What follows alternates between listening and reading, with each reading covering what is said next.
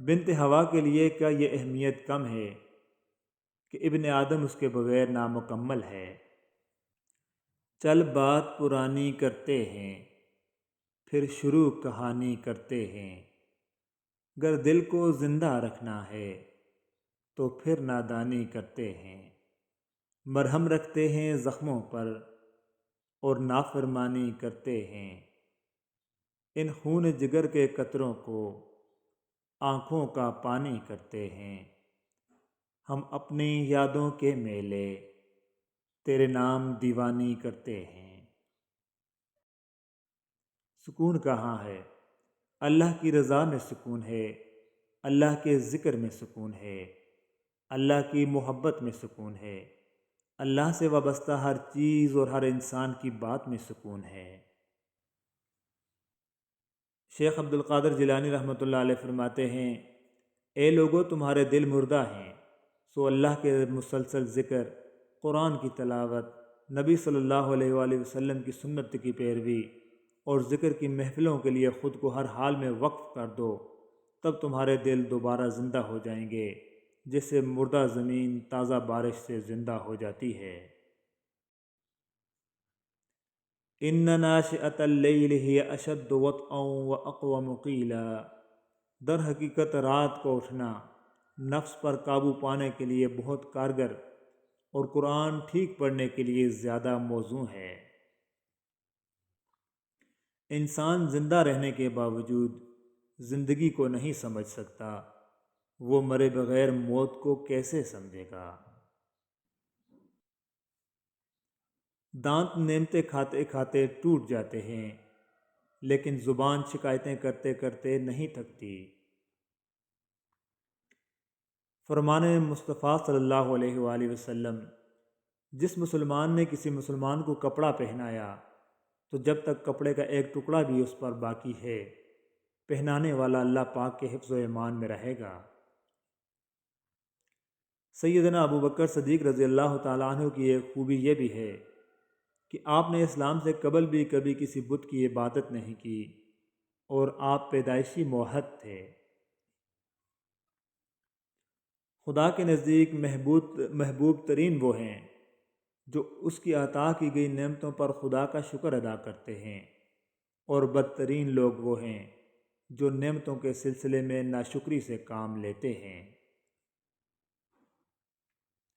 رسول اللہ صلی اللہ علیہ وآلہ وسلم نے فرمایا، جب انسان فوت ہو جائے تو اس کا عمل منقطع ہو جاتا ہے، سوائے 3 اعمال کے وہ منقطع نہیں ہوتے: صدقہ جاریہ اور ایسا علم جس سے فائدہ اٹھایا جائے، اور نیک بیٹا جو اس کے لیے دعا کرے۔ 2 لوگوں کے درمیان سب سے خوبصورت رشتہ دعا کا ہوتا ہے، کیونکہ اس رشتے میں تیسرا اللہ ہوتا ہے جو دعائیں قبول کر کے ان کے تعلق کو مضبوط کر دیتا ہے۔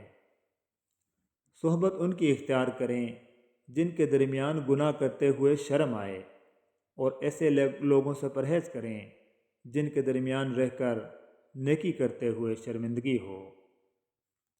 جب عبادت بوجھ سے سکون بن جائے تو سمجھ لو کہ تم کو اللہ سے اور اللہ کو تم سے محبت ہو گئی ہے۔ عطر لگا کر کپڑوں کو مہکانا بڑی بات نہیں، مزہ تو تب ہے کہ کردار سے خوشبو آئے۔ تم سوچتے ہو وہ تمہیں سنتا نہیں، تمہاری اللہ کو پکارتی آواز اس کی پسندیدہ بھی تو ہو سکتی ہے۔ جو دیر لگ رہی ہے وہ اللہ کی خیر بھی تو ہو سکتی ہے۔ جو آزمائش لگ رہی ہے وہ اللہ کی حفاظت بھی تو ہو سکتی ہے۔ یہ تکلیفیں، یہ آنسو، یہ تڑپ تمہاری، تمہیں خود کے قریب کرنے کی اللہ کی ترکیب بھی تو ہو سکتی ہے۔ دنیا کے سبھی معجزے اللہ کو سجدہ کرتے ہیں، پھر تمہارا اس پر بھروسہ نہ کرنا مایوسی نہیں تو اور کیا ہے۔ علم یہ نہیں کہ بات کتنی گہری ہے اور الفاظ کتنے مشکل ہیں، علم یہ ہے کہ بات کتنی ضروری ہے اور الفاظ کتنے سادہ ہیں۔ جس نے تمہاری ایک بات بھی سنے بغیر تمہیں غلط مان لیا، وہ تمہارے لاکھ دلائل پر بھی تمہیں صحیح نہیں مانے گا۔ لوگوں کو خوش کرنا ناممکن ہے۔ دائمی محبت صرف ایک ہوتی ہے، ایسی محبت جسے کوئی زوال نہیں آتا، اور وہ محبت اللہ کی محبت ہے۔ دوسری ہر محبت کی ایک مدت ہوتی ہے، پہلے اس کی شدت میں کمی آتی ہے، پھر وہ ختم ہو جاتی ہے۔ منزل تک بندہ تبھی پہنچ سکتا ہے جب بندہ درست راستہ اور مناسب کوشش کرے۔ جب تم نماز پڑھو تو دنیا سے رخصت ہوتے ہوئے شخص کی مانند پڑھو۔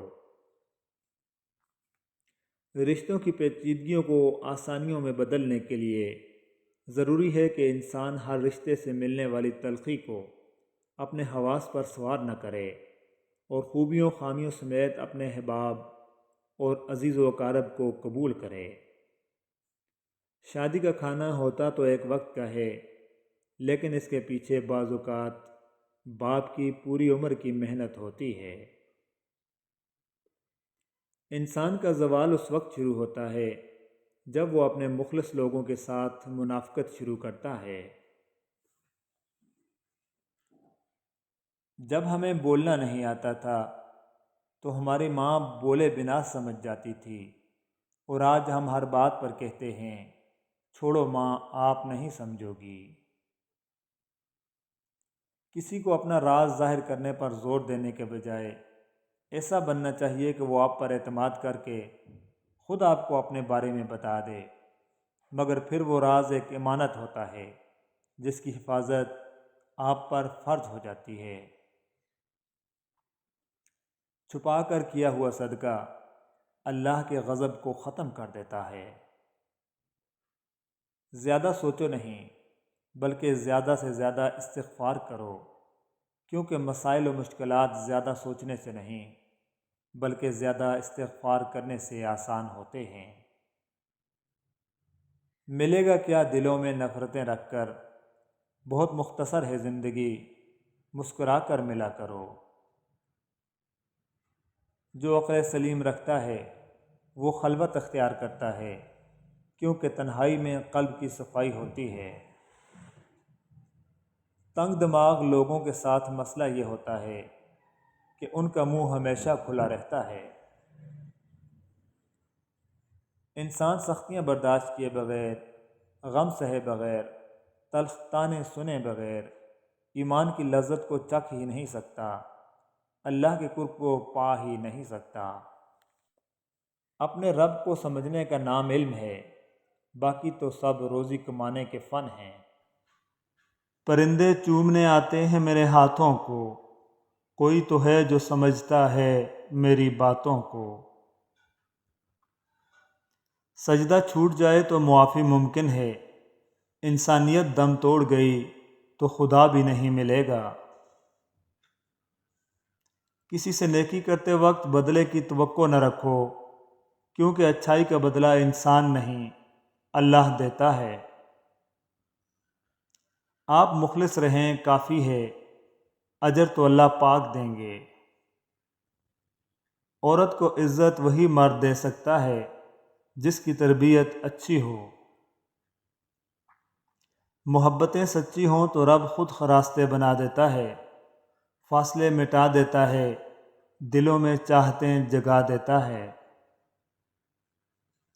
میں دنیا کی سبھی دکھ برداشت کر لوں گی، بس تیرا ہاتھ میرے ہاتھوں میں ہونا چاہیے۔ جانتی ہوں کوئی کسی کی ملکیت نہیں ہوتا، پھر بھی ایک خواہش ہے کہ وہ صرف میرا ہو۔ زیادہ باتیں، زیادہ وضاحتیں انسانوں کو بعض اوقات قریب نہیں بلکہ دور کر دیتی ہیں۔ یہ آرزو ہے کہ میں تجھے خود سے زیادہ چاہوں، میں رہوں نہ رہوں میری وفا یاد رکھو گے۔ رشتے وہی کامیاب ہوتے ہیں جہاں محبت کے ساتھ عزت بھی ہو۔ کھلتے گلاب کی طرح ہے تیرا ساتھ میرے لیے، تم جنہ ہو تو مرجھا جائے زندگی میری۔ ایک لڑکی کو اپنے نصیب کی بہتری کے لیے اتنی ہی دعا کرنی چاہیے جتنی وہ جنت کے پانے اور جہنم سے بچنے کے لیے کرتی ہے، کیونکہ نیک اور اچھے ہم سفر کا ساتھ جنت تک لے جاتا ہے۔ ہم ایسے معاشرے میں سے ہیں، اگر عورت اپنے شوہر کا دل جیت لے تو اس پر پہلا الزام جادو کا لگتا ہے۔